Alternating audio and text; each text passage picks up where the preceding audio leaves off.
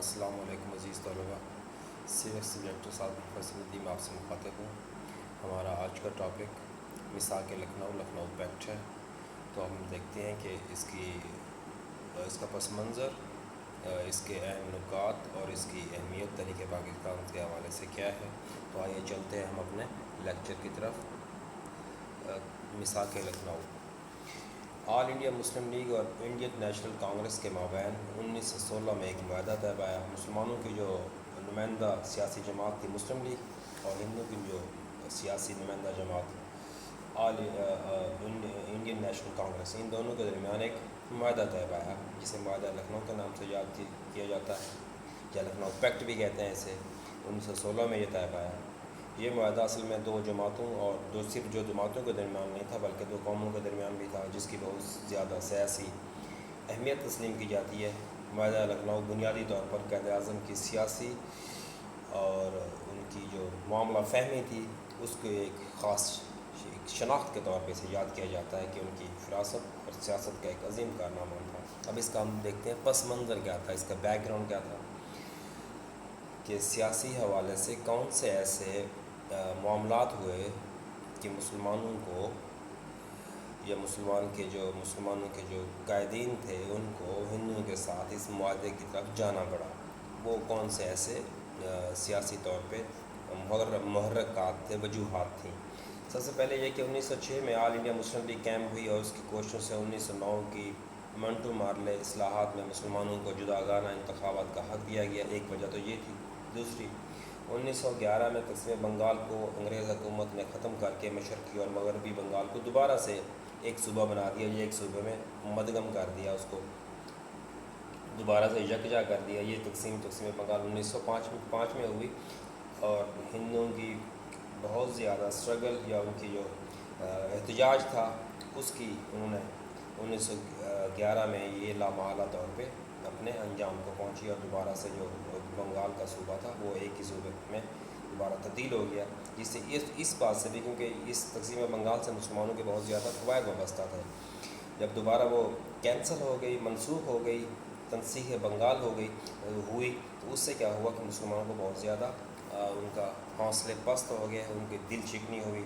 ایک اور 1913 کے اندر یو پی کے علاقے میں ایک مسجد تھی کانپور، اس میں ایشو یہ تھا کہ روڈ کی انہوں نے ایکسٹینشن کرنی تھی، روڈ کو بڑھانا تھا، ایکسٹینڈ کرنا تھا انگریزوں نے۔ تو ایک سائڈ پہ مندر تھا، دوسری سائڈ پہ مسجد تھی، تو انہوں نے بجائے مندر والی سائڈ پہ جانے کے انہوں نے روڈ کو بڑھا دیا، اس کی توسیع کر دی۔ کس سائڈ پہ؟ جس سائڈ پہ مسجد تھی۔ اسے عام طور پہ ہسٹری آف یہ جو تحریک پاکستان ہے اس میں یاد کہ کانپور کی مسجد ہے اس کا واقعہ۔ تو اس کے خلاف بھی مسلمانوں نے بہت زیادہ زبردست مظاہرے کیے اور حکومت کے خلاف غصے غمے کا ان کا اظہار کیا گیا۔ اس کے بعد جس دور کی ہم بات کر رہے ہیں اس وقت سلطنت عثمانیہ جو ترکی کے حوالے سے ہے، اس کے کچھ علاقوں میں بغاوتیں ہوئیں۔ یہ دوسرے جو طاقتیں تھیں انہوں نے حملے کیے، جس میں طرابلس پر اٹلی کا حملہ، اور جو بلکان ایریا تھا، ریاستیں تھیں، اس کے اندر چند ریاستیں تھیں، اس کے اوپر بھی جو عملی طور پہ حکومت تھی وہ ترکی کی تھی، اس میں بغاوتیں ہوئیں۔ تو انگریزوں نے اصل میں یہ کیا کہ باغیوں کا ساتھ دیا، تو بر صغیر کے مسلمانوں کو اس بات سے بھی بہت زیادہ تکلیف پہنچی۔ قائد اعظم مسلم لیگ میں 1913 میں شامل ہوئے، تو ان کے زیر اثر آل انڈیا مسلم لیگ کے منشور میں جو ان کا مینیفیسٹو تھا، اس میں منشور تھا، اس میں کافی بنیادی تبدیلیاں کی گئیں۔ قائد اعظم نے اگر دیکھا جائے تو ہندو مسلم اتحاد کے لیے بہت زیادہ کردار ادا کیا ہے۔ خاص حد تک ایک خاص پیریڈ میں جب ہم تحریک پاکستان کا ایک جائزہ لیتے ہیں تو ہمارے جو قائدین تھے وہ ایک خاص ایک پیریڈ تک، خاص ایک عرصے تک وہ اس بات کے حامی تھے کہ ہندو مسلم جو ہے نا وہ آپس میں ساتھ میں رہ سکتے ہیں، اور ان کی کوششیں بھی اسی سلسلے میں ہم یہ جو آج کا ٹاپک ہے وہ اس حوالے سے ہے۔ قائد اعظم نے ہندو مسلم اتحاد کے لیے بہت بڑا اہم کردار ادا کیا۔ ہندوؤں میں بعض لیڈروں نے ان کا بھرپور ساتھ دیا، گوکھلے اور ایس پی سینا اس میں خاص طور پہ تو مشہور نام ہے۔ یہ ان کے جو قائدین ہیں ان کے لوگ ہیں۔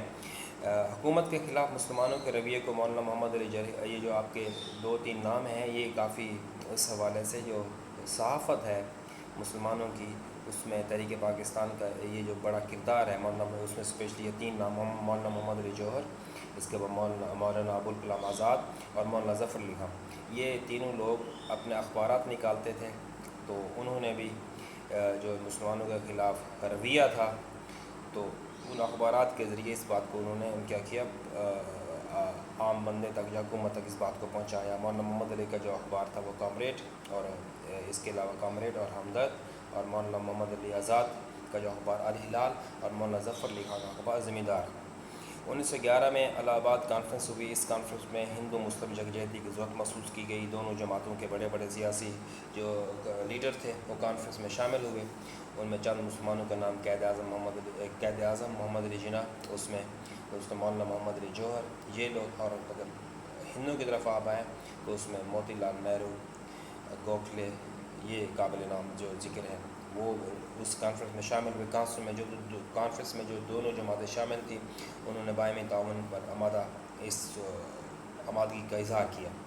1915 میں دونوں سیاسی جماعتوں کے اجلاس بیک وقت ایک ہی وقت میں بمبے میں بلائے گئے. قائد اعظم کی کوشش سے دونوں جماعتوں کے لیڈروں نے ہندو مسلم اتحاد اور مشترکہ لائحہ عمل اختیار کرنے کا فیصلہ کیا کہ باہمی تعاون کیا جائے. دونوں جو قومیں ہیں یہ اپنے مستقبل کے حوالے سے ایک متحدہ طور پہ ایک لائحہ عمل اختیار کریں. اس بات کا اس میں اعادہ کیا گیا یا دوبارہ ریپیٹ کیا گیا یا اس کی کوشش کی گئی.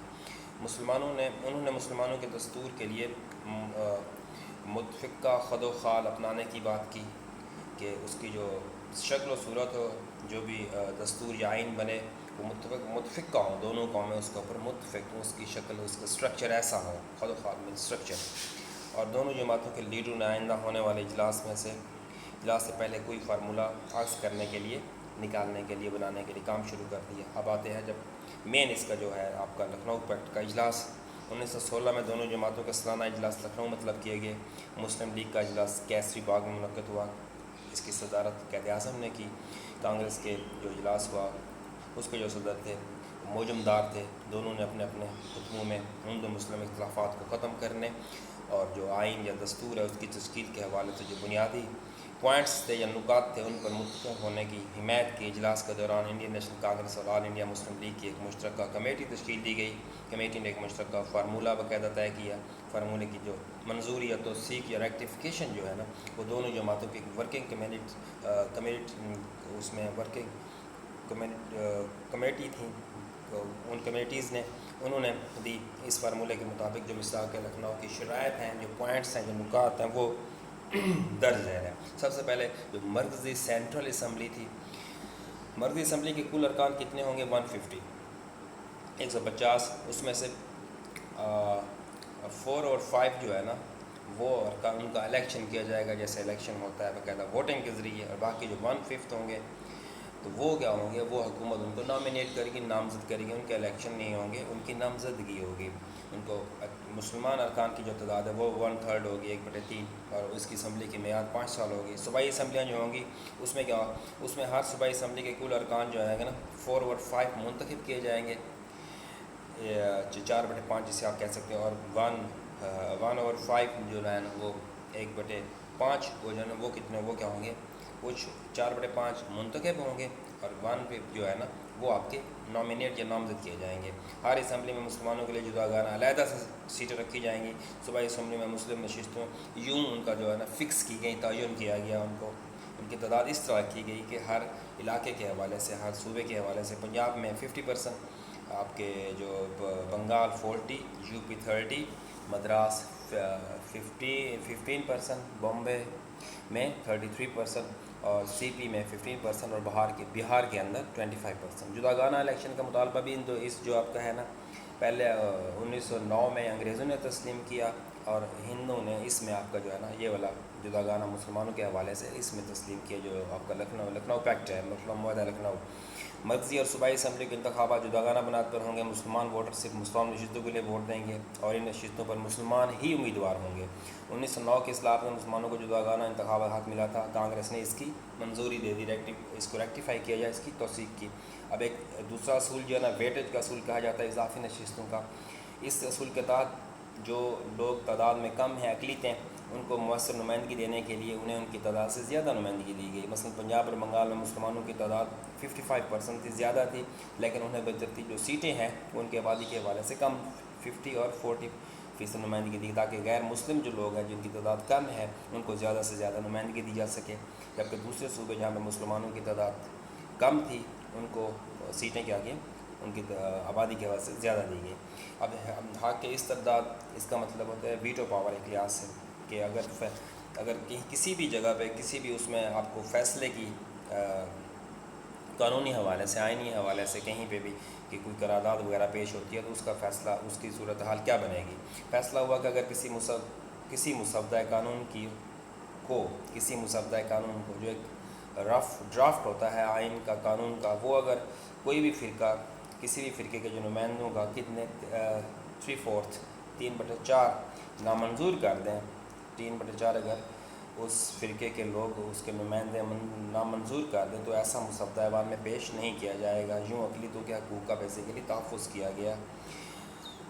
قانون ساز اسمبلی کے اختیارات کے حوالے سے جو اس معاہدے کے اندر جو چیزیں ہیں وہ اس طرح طے کی گئی کہ مرکزی اور صوبائی اسمبلی کے ارکان کے اختیارات میں اضافہ کیا گیا. انہیں مالیات جسے آپ فائنینشیل میٹرز کہتے ہیں، معاشی جو آپ کے معاملات ہیں ان پر کنٹرول دیا گیا. ارکان کو ضمنی سوالات پوچھنے کی ڈسکشن جو ہے نا وہ کرنے کی باقاعدہ تجویز کی منظوری دی گئی. یہ بھی کہا گیا کہ صوبائی اسمبلی کے جو انتظامی معاملات ہیں اس کے بارے میں اگر کوئی قرارداد آتی ہے اور تو انتظامیہ کا یہ فرض ہوگا کہ وہ قرارداد پہ کیا کرے، عمل درآمد کرائے، اور گورنر قرارداد کو ویٹو کر دے. اور اگر گورنر کیا کرتا ہے کہ یہ جو آپ کا وہ ہے اس میں اگر گورنر قرارداد کو ویٹو کر دے اور اسمبلی میں 1 سال کے اندر دوبارہ وہ پیش کی جائے تو انتظامیہ ہر صورت میں اس قرارداد پر کیا کرائے گی، عمل پیرا ہوگی.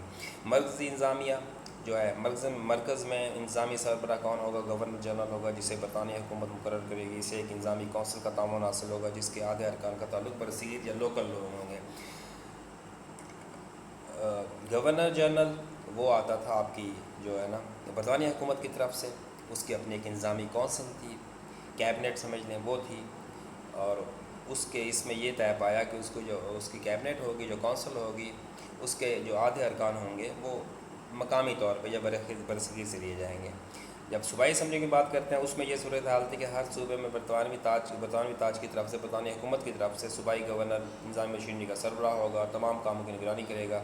اس کی مدد کے لیے ایک انتظامی کونسل کی جس کے آدھے ارکان جو ہے نا وہ متعلقہ صوبے سے ہوں گے، لوکل ہوں گے لیکن ہوں گے کہاں سے، متعلقہ صوبے سے ہوں گے. کونسل کی میعاد 5 سال ہوگی اور اسے ہندوستانی ارکان صوبائی اسمبلی کے ارکان کس سے چنیں گے، ووٹوں کے ذریعے.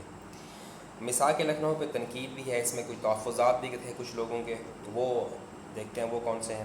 کہ برصغیر کے جو ماڈریٹ لوگ تھے جن کا جو رویہ تھا وہ معتدل تھا، درمیانہ روی جو اختیار کرتے تھے، ماڈریٹ تھے، وہ تمام کے تمام جو سیاستدان تھے انہوں نے معاہدہ لکھنؤ کو تسلیم کیا اور اس کی تعریف کی.